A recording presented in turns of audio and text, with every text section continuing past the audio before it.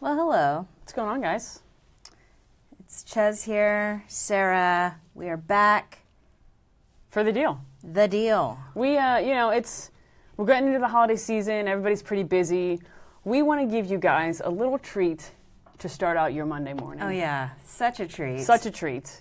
I have the privilege of working with our rodeo vertical as well as our softball vertical. So I get to see all this stuff, amazing stuff like this. So enjoy.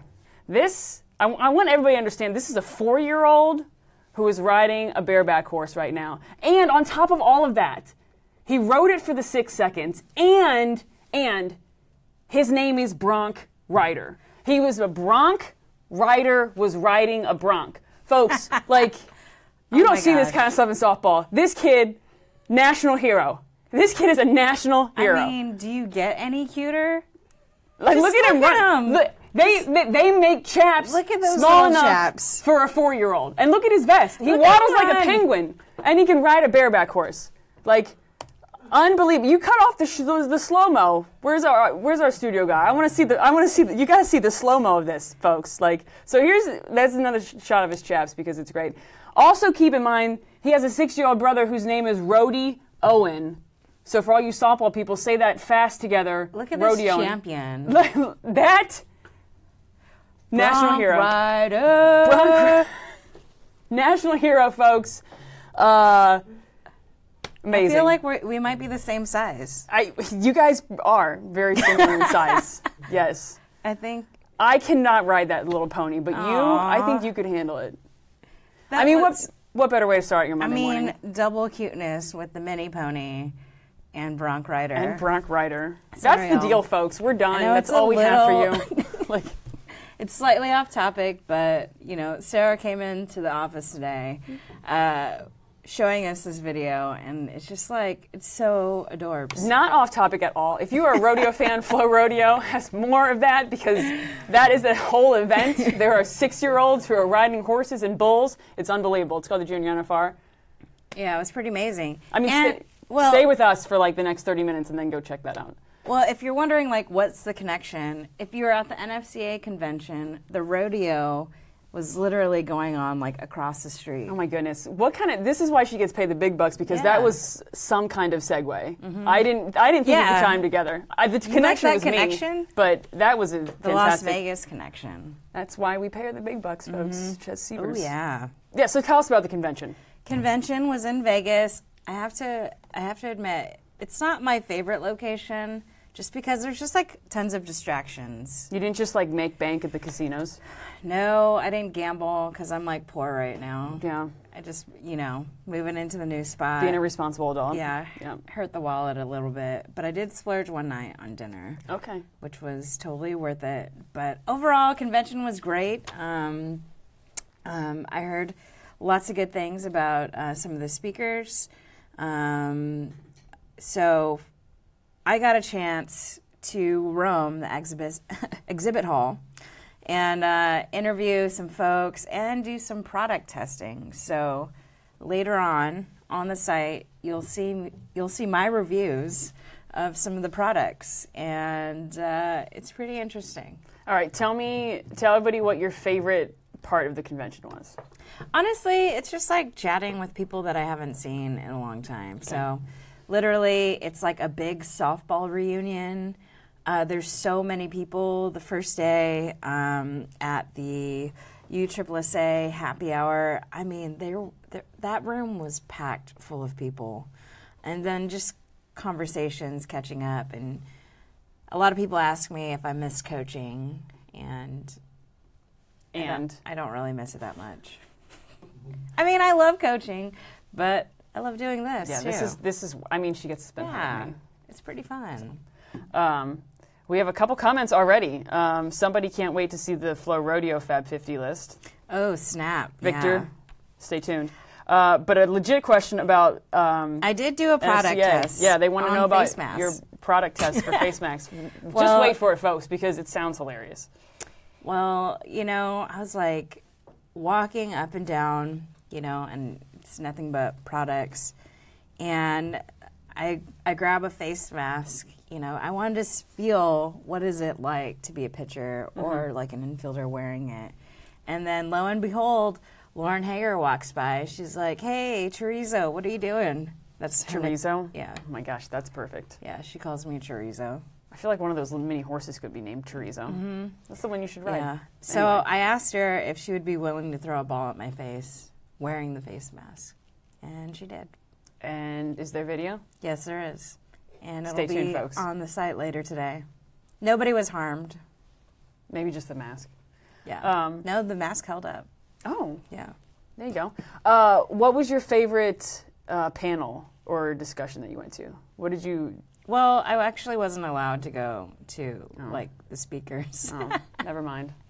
So Somebody asked, Teresa asked if you went to the Champions panel. She wanted to know about I don't even know what that is, but I'm assuming there was champions there. Okay. Yeah. All right. So stay tuned because Chez, you're going to get to see Chez Sorry, get that in was the a face. boring answer, but it's true. I was there, doing the whole media thing. So it's different on that side when you're not participating in that side of softball. So I'm just there kind of like covering the convention. Yep. Yep. Our So- Brent Eads was there as well. So hopefully you said hello if you saw them.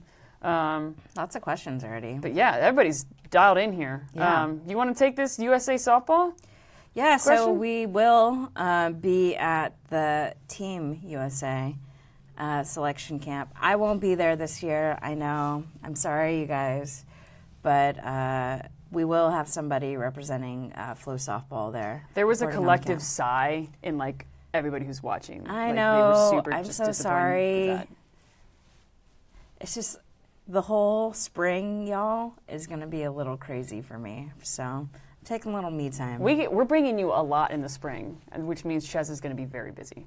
But talk about a perfect segue. I'm going to take this segue because Auburn Donaldson is asking us if we heard about the new professional softball league. And lo and behold, what was one of our topics for today?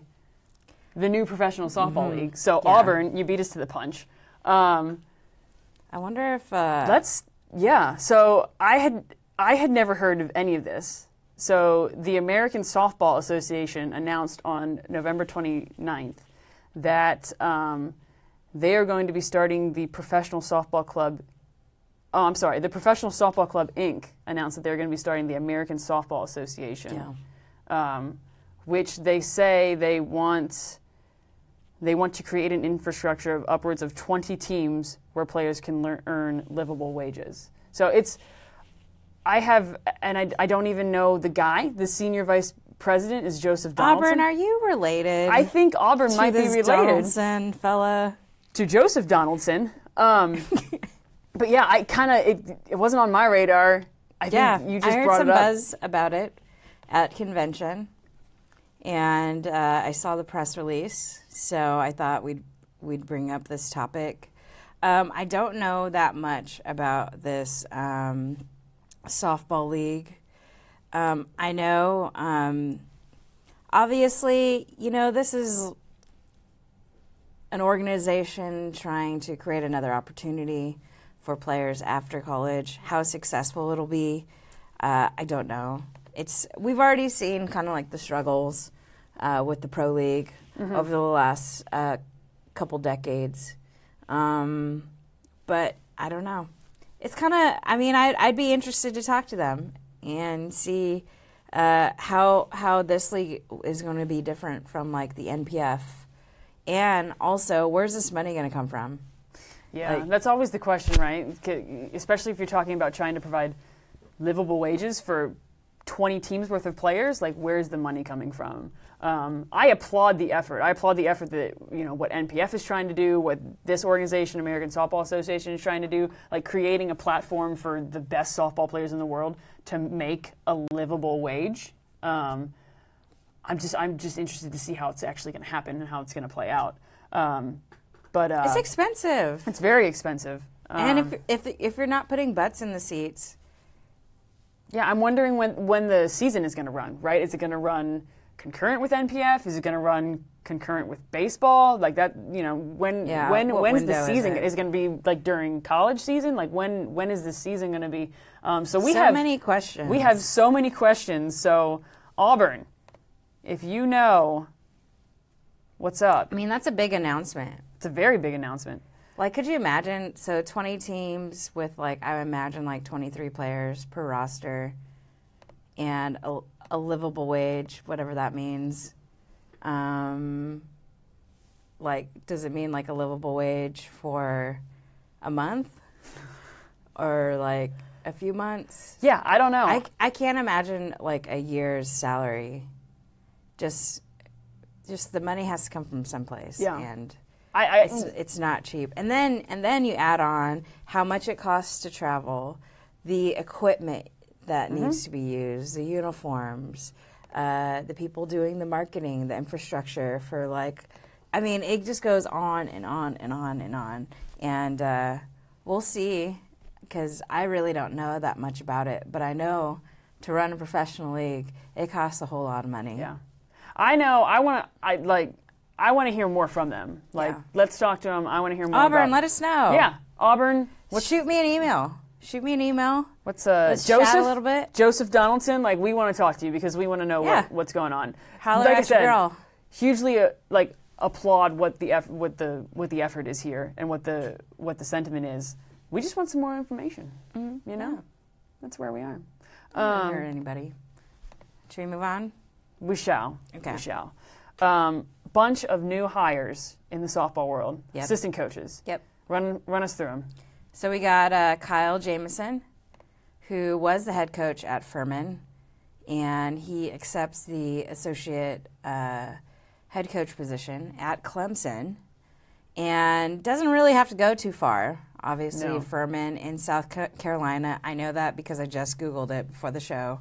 Yeah, don't act like we're not pretending that we knew where Furman was. Like, we Googled this. So, South Carolina, he's not going anywhere. It's in Greenville. He's just bouncing over to Clemson. And then had a pretty successful career at Furman. So, but I don't really know too much about him. So we'll see how he complements Rittman over there at Clemson. I mean, I'm kind of like, maybe they had a pre-existing friendship or coachship before, but I think it's I'm going to try to stay away from using the word interesting all the time. It's a meaningless word. Everything that we say on here is interesting, folks. Everything is interesting. That he got hired as the associate head coach right away, which doesn't really, I wasn't anticipating that happening. Yeah. So maybe there was a pre-existing friendship or relationship before as, like, coaches, but I don't know. I found that to be surprising. But Louisiana Lafayette, Jerry Glasgow, obviously hired as a head coach not that long ago, and really quick to fill out his coaching positions, adding Ellen Renfro, who you guys remember as one of the top Tennessee pitchers, twin sister. I believe her nickname was the Spin Doctor, if I'm not. Oh, that's a good one. If I'm not mistaken. What would be your nickname as a softball player? Like, because, like, did you have some... What was this? What was this mean? What is this supposed to I'm just imply? wondering. Were you, like, the backstop? No, people just called me the Hoff. Oh, yeah. Nice. Yeah. You know. That's or solid. Like, like Hasselhoff, like... Oh, damn it. Like the Hoff. Yeah. That's a solid... That's really all I needed. Yeah, the Hoff. Yeah. Or a brick wall. Mm-hmm. Mine was Cheese. Cheese? Yeah. Wow. That's what they called me. I win the nickname battle between the two of us. Yeah. It's not as cool as the Spin Doctor or the Hoff. The Spin Doctor is way, way better. It's just my name. She actually did something to earn hers. So she was a big-time pitcher, assuming she's going to be the pitching coach at UIL. And then they also picked up a pair of coaches from Bucknell, Joe Guthrie, and then a volunteer, his wife, Courtney Foster.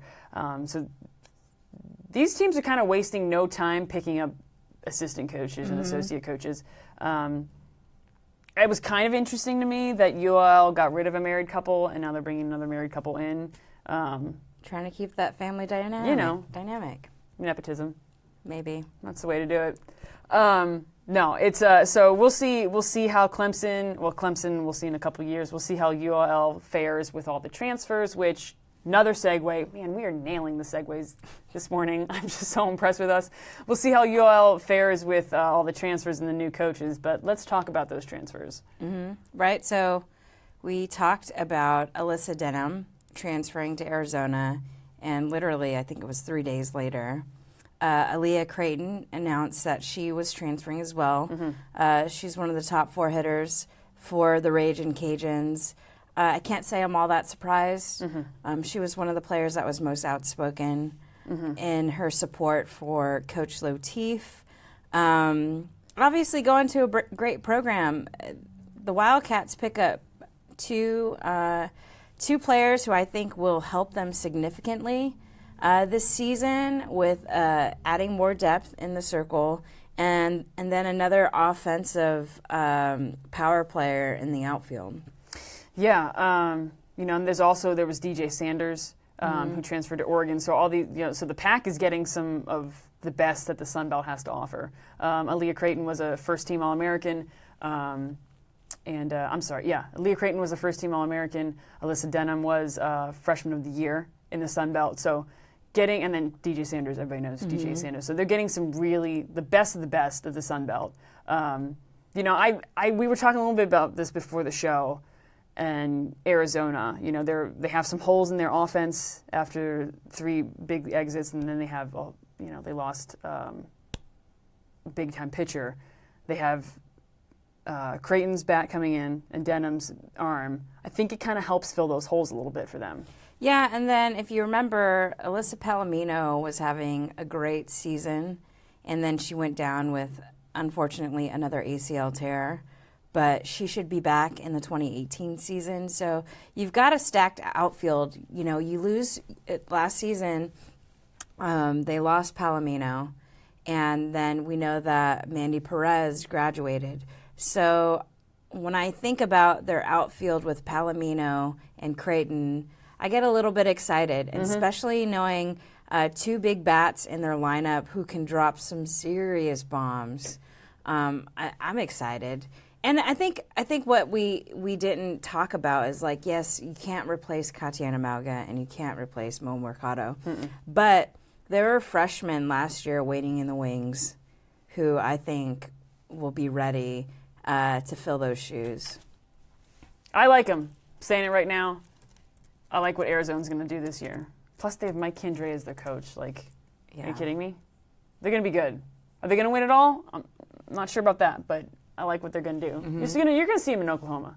Yeah, I want to take a look at Arizona's roster real quick. Obviously, I think Deja Mulapula is going to have another great year. They add Ivy Davis, who can play multiple positions, but I think that one of the players that to watch for this season, who I would assume may take the third base position, is Malia Martinez. She was basically highly recruited, but then you have Jessie Harper in the mix, who was playing first base, but we can see her move around. And another freshman to watch on their team is Hannah Bowen. She had a great summer last summer. I would assume that she's going to get some serious playing time. Yeah, it's going to be youth in the Pac. I mean, you think about Oregon, a lot of that team is going to be sophomores this year. You just talked about the young talent that Arizona has. It's going to be, Pac is back, and they're young, they're fresh, they're spry.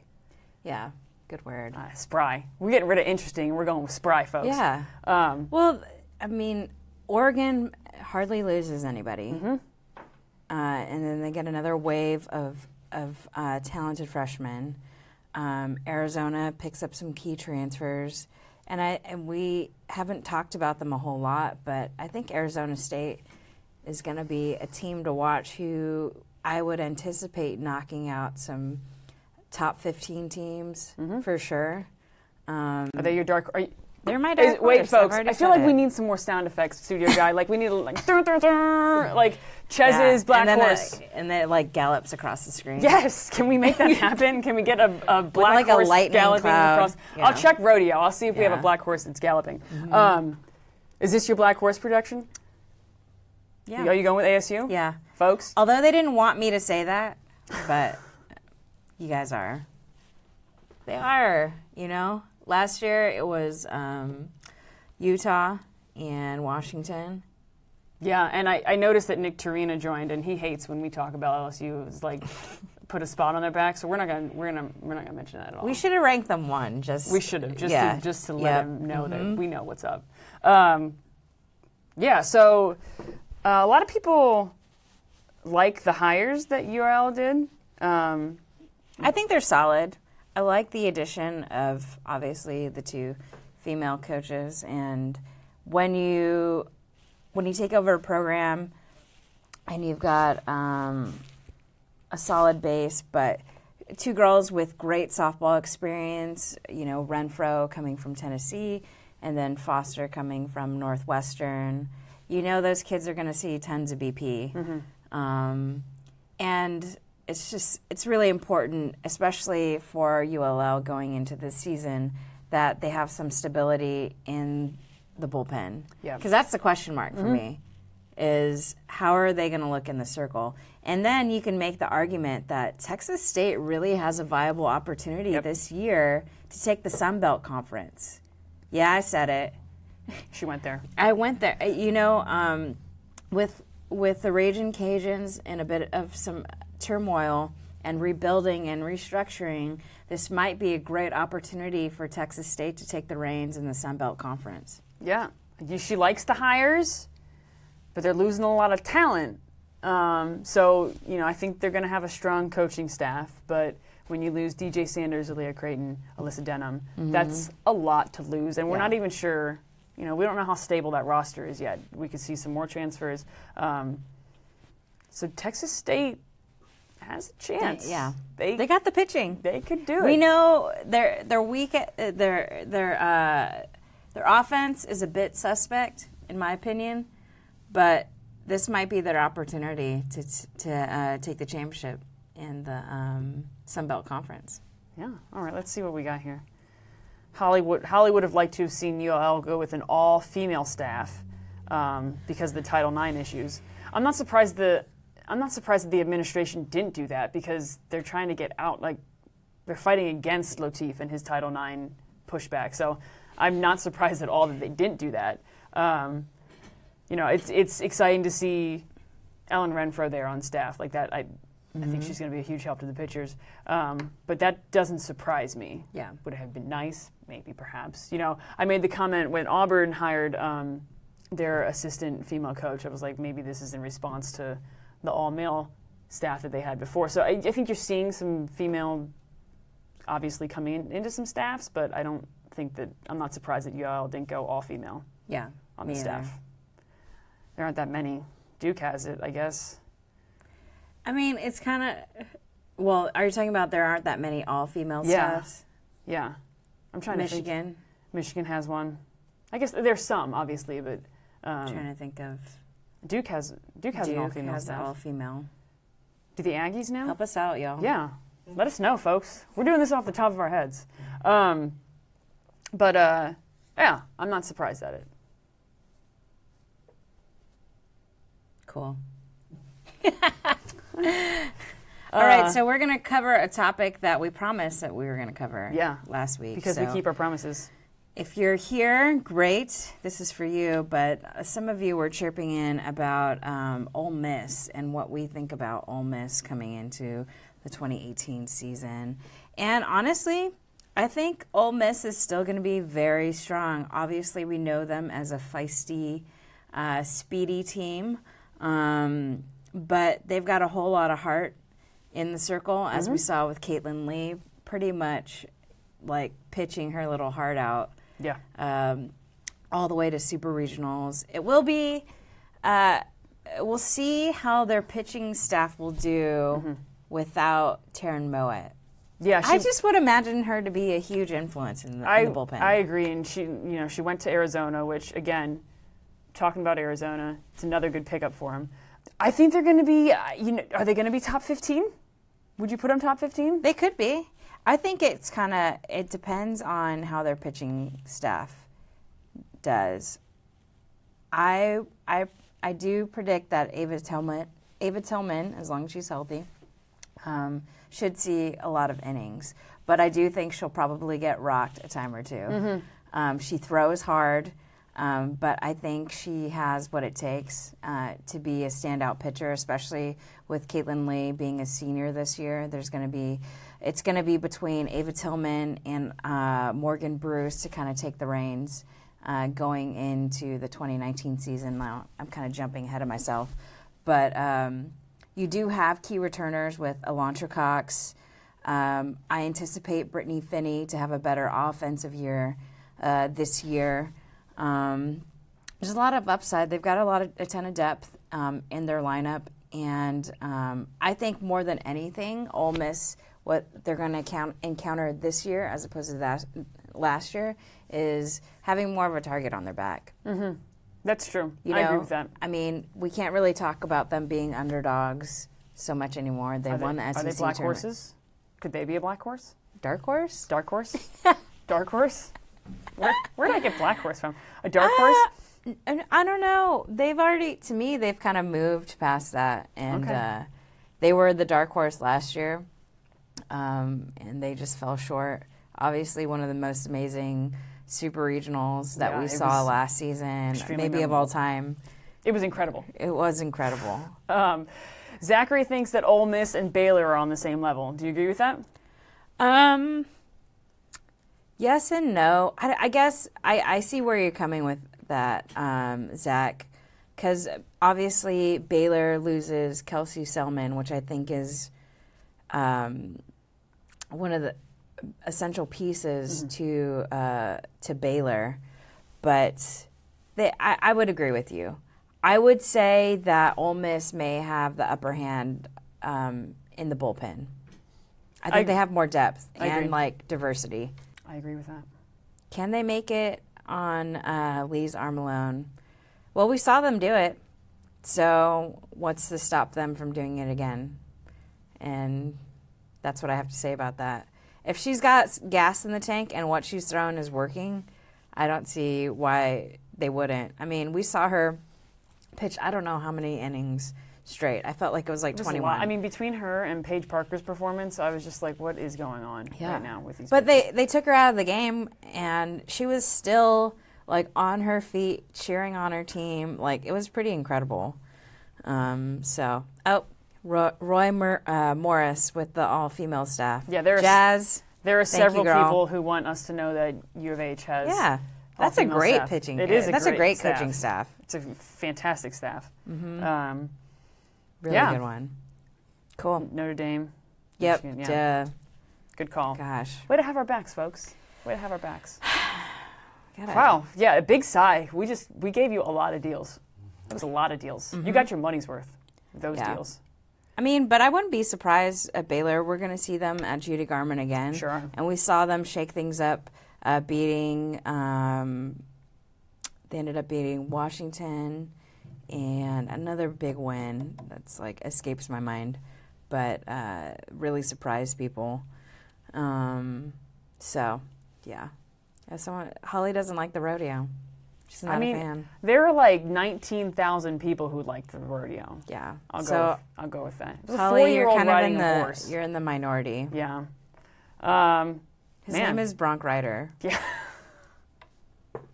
I mean, he just wins on cool name He's way cooler than I am. Yeah. Way cooler than both of us. And Chez is the coolest person I know. Aww. Besides Bronc Rider. Bronc Rider. All right, on that. Deuces, folks, that's your deal. See you guys.